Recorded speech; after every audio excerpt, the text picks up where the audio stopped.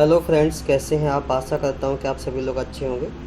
आज हम आपके लिए लेके वीडियो आए हैं सिक्योरिटी फाइल का, जिसमें हम आपको बताने वाले कि सिक्योरिटी फाइल का आप बैकअप कैसे लोगे, सिक्योरिटी फाइल को कैसे पहचानें। क्योंकि मोस्टली जो भी दुकान वाले हैं या कोई भी रिपेयरिंग इंजीनियर है, उसके पास आपको मोस्टली यूएफआई और EasyJetec बॉक्स मिलेगा। यूएफआई बॉक्स का इंटरफेस जो होता है वो काफ़ी ईजी होता है, उसको तो यूज़ करना बड़ा आसान है। लेकिन यदि आप यहीं पर EasyJetec बॉक्स का यूज़ कर रहे हैं तो फिर आपको सिक्योरिटी फाइल की पहचान होना चाहिए। सिक्योरिटी फाइल की जो पहचान होती है वो मोबाइल के मॉडल के अकॉर्डिंग या फिर उसमें लगे चिपसेट के अकॉर्डिंग होती है। तो मैं आपको चिपसेट और मॉडल के अकॉर्डिंग भी आपको बताने वाला हूँ कि आप सिक्योरिटी फाइल को कैसे पहचानो, किस फाइल्स का क्या यूज है और क्या उसका होता है पूरा नाम।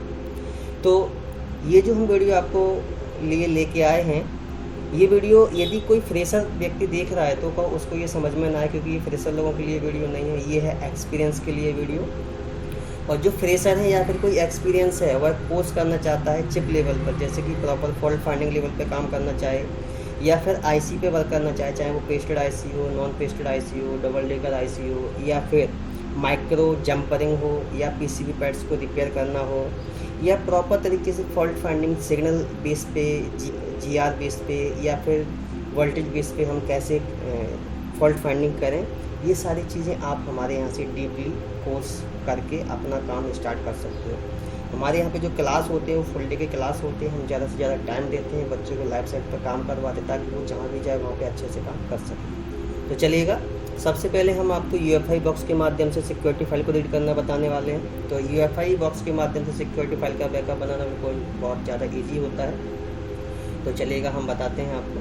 आप वीडियो में लास्ट तक बने रहिएगा, वीडियो को स्किप मत कीजिएगा। तो आपको इस वीडियो से बहुत कुछ नया सीखने को मिलने वाला है, और जितनी बार भी आप हमारी वीडियो को रिपीट करके देखो तो कुछ ना कुछ नया आपको सीखने को जरूर मिलेगा। तो EMMC की सिक्योरिटी फाइल का अगर आप बैकअप बनाना चाहते हो तो एक तो ISP के माध्यम से हम बनाते हैं, दूसरा हम EMMC को निकाल के बोर्ड से रिवॉल्व करके सॉकेट में रख के बनाते हैं। तो हमने अभी EMMC को बोर्ड से निकाल के रिवॉल्व करके यूएफआई सॉकेट में इंसर्ट कर रखा है। तो मैं यहाँ से डायरेक्ट EMMC को आइडेंटिफाई करूँगा। EMMC को आइडेंटिफाई करना जरूरी है, क्योंकि यदि EMMC आपने आइडेंटिफाई नहीं की तो क्लियर नहीं होगा कि उसमें प्रॉब्लम फिजिकली है या फिर टेक्निकल है। तो यहाँ पर आप देखोगे हमारी EMMC की इन्फॉर्मेशन कंप्लीट आ चुकी है, और हमारी जो EMMC की स्टोरेज कैपेसिटी है वो 32 GB है, और ये सैमसंग की EMMC है। इसका RPM भी क्लीन किया जा सकता है, और ये जो BGA है 221 वोल्ट का ये IC है। और इसमें जो बूट से रिलेटेड फाइल है वो बूट 1 है, बूट 2 है, RPM भी है और यूजर एरिया है। जहाँ तक क्या होता है EMMC हमारी या बूट 1 बूट 2 से बूट होती है या फिर यूजर एरिया से बूट होती है, ये चिपसेट के अकॉर्डिंग होता है। तो यदि आपको और इन चीज़ों के बारे में भी जानना है तो आप हमारी वीडियो में कमेंट जरूर करें और हमें लिख के बताएं, हम उसी से रिलेटेड आपके लिए नया वीडियो लेके आते रहेंगे। तो हमें इसका अभी आप देख पा रहे हैं कि हमारी इसका बूट ओके है, लेकिन हम बात कर रहे हैं सिक्योरिटी फाइल्स की। तो सिक्योरिटी फाइल जो हमारी रहती है वो रहती है यूजर एरिया पार्ट में। तो यहाँ से हमें जाना है यूजर एरिया पार्ट पर, और जैसे ही आप यूजर एरिया पार्ट पर जाओगे तो यहाँ पे आप देखोगे पार्टीशन आपको हाईलाइट हो जाएंगे। इस पार्टीशन में आप देखोगे तो आपको पिंक कलर में फाइल कुछ हाईलाइट हो रही है। ये हमारी सिक्योरिटी फाइल से रिलेटेड फाइल होती हैं, जिसमें हमारी मोबाइल का सिक्योरिटी मतलब यूजर डेटा की सिक्योरिटी के लिए भी फाइल होती है, और हमारे network, wifi, Bluetooth, MAC address के लिए भी फाइलें होती हैं। और वो फाइलें इसमें जो आपको दिखाई दे वो पिंक कलर में फाइलें दिखाई दे रही हैं। तो आप ये जो पिंक कलर की फाइल है इसको आप करोगे सिलेक्ट। तो मैंने यहाँ इसको किया है सिलेक्ट, और इसको सिलेक्ट करके हम यहाँ से करेंगे सीधा रीड। तो मैंने यहाँ से किया है रीड पे क्लिक, और रीड पे जैसे मैं क्लिक करूँगा तो ये हमारी फाइल देखो रीड होना चालू हो गई है। अब ये पूछ रही है कि आप इस फाइल को सेव कहाँ करना चाहते हो। तो मैं एक बार डेस्कटॉप को सिलेक्ट करता हूँ, और यहाँ पे मैं एक फ़ोल्डर क्रिएट करता हूँ, और यहाँ पे मैंने एक फ़ोल्डर को क्रिएट किया है, और इस फोल्डर को मैं एक नाम दे देता हूँ ताकि मैं अच्छे से पहचान सकूँ। और मैं जो नाम दे रहा हूँ वो अभी EMMC की जो पार्ट नंबर है उसी पार्ट नंबर से हम यहाँ पे नाम दे देते हैं इसका। EMMC का जो पार्ट नंबर है वो है KRM और X और 1001 4M और अंडर डैश है, और B614 है, B614। और यहाँ से मैं करता हूँ इसको सिलेक्ट, और यहाँ से मैंने किया सिलेक्ट, और यहाँ पे देखिएगा आपकी फ़ाइल सिक्योरिटी फाइल रीड होना चालू हो गई है। तो कुछ ही सेकंड में ये आपकी सिक्योरिटी फाइल रीड होकर सेव हो जाएगी आपकी मेमोरी पर। देखिए सेव हो गई। अब मैं आपको ये भी दिखा देता हूँ ये फोल्डर में कहाँ पर गई है। तो मैंने फोल्डर जो बनाया वो डेस्कटॉप पे बनाया है, तो मैं आपको एक बार स्क्रीन पे लेके चलता हूँ और आपको दिखाता हूँ। तो ये पुराना फोल्डर है, इसको मैं हटा देता हूँ एक बार। ये देखिएगा, ये मैंने अभी फोल्डर बनाया था KMRX 10014MB614। तो इसमें वो हमारी जो फाइलें थी वो रीड होकर सेव हो गई। देखो ये 4 फाइल था, ये आ चुका है। अब हम जब भी चाहें तब हम इस फाइल को अपने eMMC में राइट कर सकते हैं। तो इस तरीके से आप यदि UEFI बॉक्स का यूज़ कर रहे हो तो आपको सिक्योरिटी फाइल का बैकअप बनाना होगा। अब सिक्योरिटी फाइल का बैकअप हमें कब बनाना होता है, ये सबसे ज़्यादा जानने वाली बात है। तो जब भी आप अपनी eMMC की बूट को रिपेयर करते हो तो रिपेयर करने से पहले हमें सिक्योरिटी फाइल का बैकअप बनाना होता है, या आप अपनी eMMC के साइज को अपग्रेड करना चाहते हो तब हमें सिक्योरिटी फाइल का बैकअप बनाना होता है, या फिर आप अपनी eMMC की हेल्थ को रिपेयर करना चाहते हो तब हमें सिक्योरिटी फाइल का बैकअप बनाना होता है, या फिर अपनी eMMC को आप रीपार्टीशन करना चाहते हो तब भी हमें सिक्योरिटी फाइल का बैकअप लेना होता है। तो जब भी eMMC पे कोई भी काम करेंगे तो कोई भी काम करने से पहले हमें उसकी सिक्योरिटी फाइल का बैकअप अवश्य ले लेना चाहिए, नहीं तो फिर उसके IMEI नंबर नील और नेटवर्क जैसी प्रॉब्लम आ जाएगी, जो रिपेयर होना बहुत ज़्यादा डिफ़िकल्ट हो जाता है।